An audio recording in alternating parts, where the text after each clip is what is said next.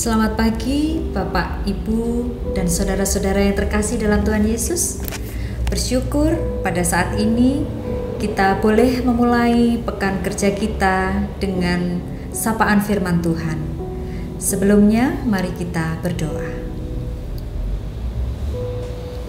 Tuhan, kami bersyukur karena Tuhan senantiasa menyertai kami.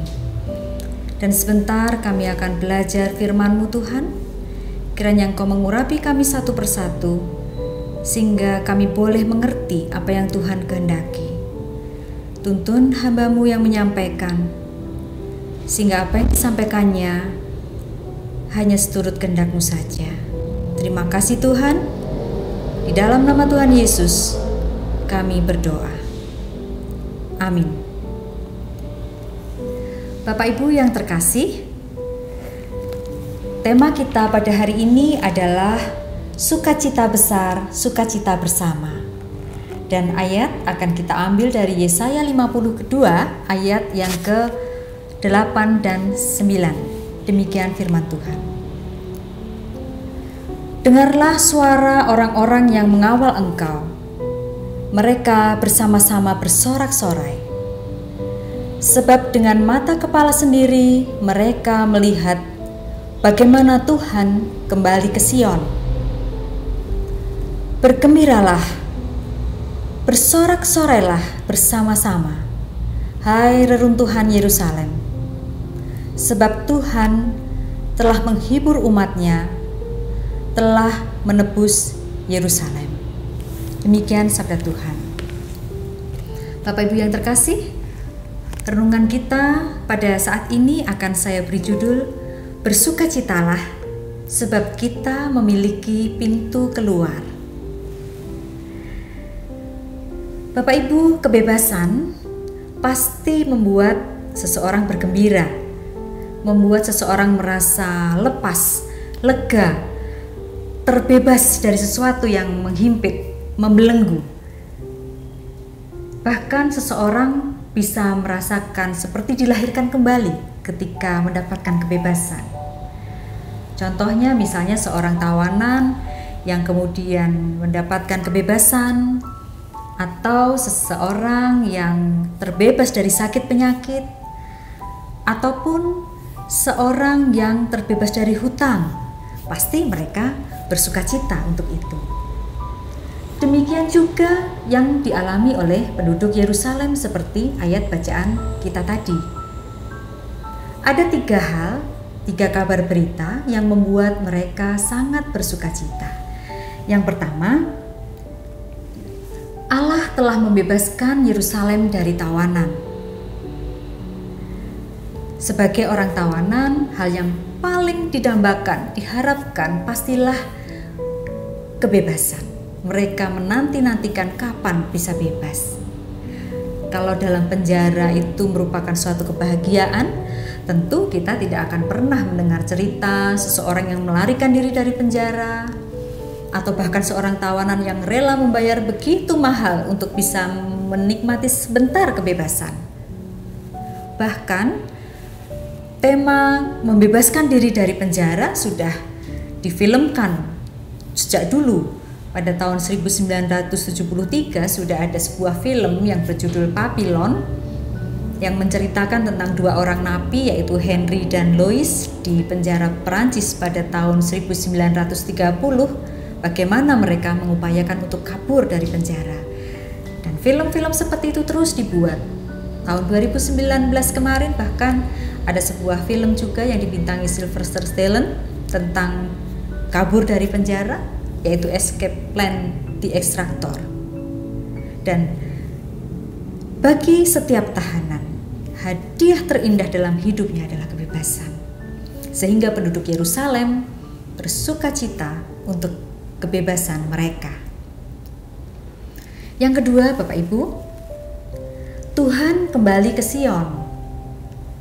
Tuhan mau kembali ke Sion, membuktikan bahwa Tuhan sudah tidak marah lagi.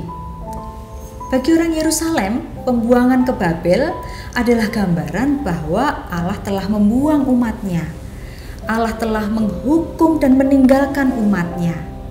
sehingga kesengsaraan di Babel, beban hidup, nasib buruk yang mereka alami dihayati sebagai hukuman Tuhan. Tetapi sekarang Allah telah memanggil mereka. Memanggil mereka berarti terjadi rekonsiliasi antara Allah dan manusia. Manusia yang semula berdosa, bersalah telah diampuni dan menjadi orang yang merdeka. Allah memanggil pulang dan penduduk Yerusalem pulang menuju tanah perjanjian kembali. Perjalanan pulang ini menggambarkan perjalanan untuk meninggalkan kejahatan Babel dan kemudian hidup dalam kekudusan di tempat yang baru, dan mereka bersukacita untuk itu. Yang ketiga, Allah memulihkan Yerusalem. Kabar baik karena Yerusalem yang telah hancur, yang telah menjadi puing akan dibangun kembali dan dipulihkan oleh Tuhan. Seperti bagi seorang narapidana yang telah bebas, tentu membutuhkan usaha dan kesungguhan dalam mengembalikan kepercayaan masyarakat. Sebab setelah mereka keluar dari penjara, membutuhkan suatu usaha untuk bisa menghilangkan cap atau bayang-bayang sebagai seorang penjahat atau narapidana. Merehabilitasi nama baik tidak demikian saja dengan mudah, tetapi butuh perjuangan dan tentunya bukti nyata yang bisa dilihat oleh masyarakat. Allah memulihkan Yerusalem. Ini bukan soal Yerusalem, kota Yerusalem yang kemudian dibangun kembali dengan megah, tetapi soal bagaimana penduduk Yerusalem yang eks-tawanan ini mulai hidup kembali dalam kekudusan.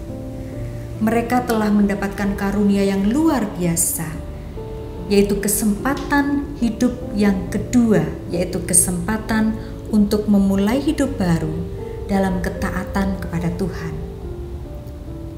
Tentunya proses untuk hidup baru itu diperlukan keberanian untuk meninggalkan lingkungan yang tidak baik, untuk meninggalkan dosa-dosa yang mungkin bahkan sudah mengakar dalam hidupnya.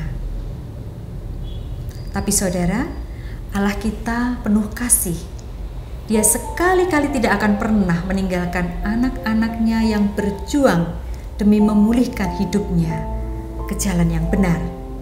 Seperti janjinya, yang lemah akan dikuatkan, yang sedih akan dihiburkan, dan yang berbeban berat akan diberikan kelegaan. Kebebasan dan pemulihan Yerusalem membawa sukacita dan harapan bagi penduduknya. Bapak Ibu yang terkasih dan saudara-saudara yang dikasihi Tuhan, pada masa Advent ini penduduk dunia bergembira menyambut Natal. Ada yang mempersiapkan kado-kado, hadiah untuk orang-orang terkasih. Ada yang mungkin membeli baju, kue-kue Natal. Ada yang menghias rumahnya dengan pernak-pernik Natal yang indah. Ada juga yang sudah membuat acara-acara secara online nanti, syuting-syuting, tapping, dan sebagainya.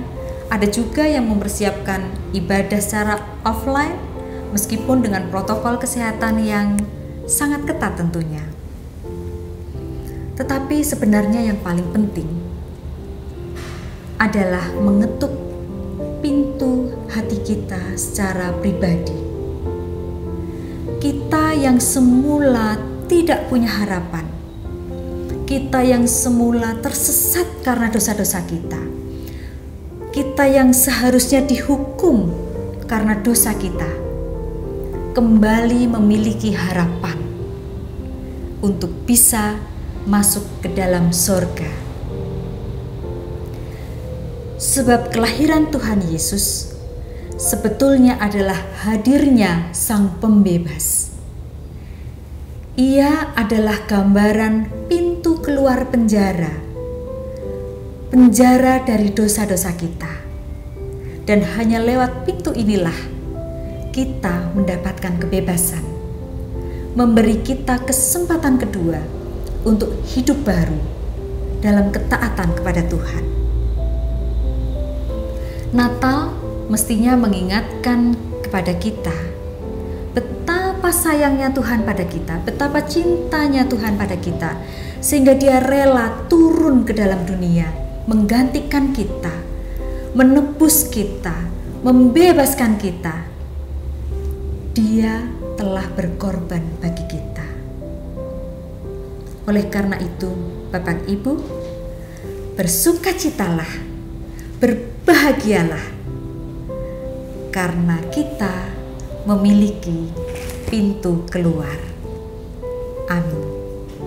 Mari kita berdoa. Tuhan, kami menyadari bahwa kami orang berdosa. Dan kami menyadari Tuhan betapa Engkau mencintai kami, sehingga Engkau rela menggantikan kami turun ke dalam dunia dan menebus dosa-dosa kami. Tuhan, berikanlah terang-Mu selalu pada kami, sehingga kami boleh hidup dalam ketaatan kepada Engkau saja. Terima kasih Tuhan, kami bersyukur untuk kehadiran-Mu. Di dalam nama Tuhan Yesus, kami berdoa. Amin.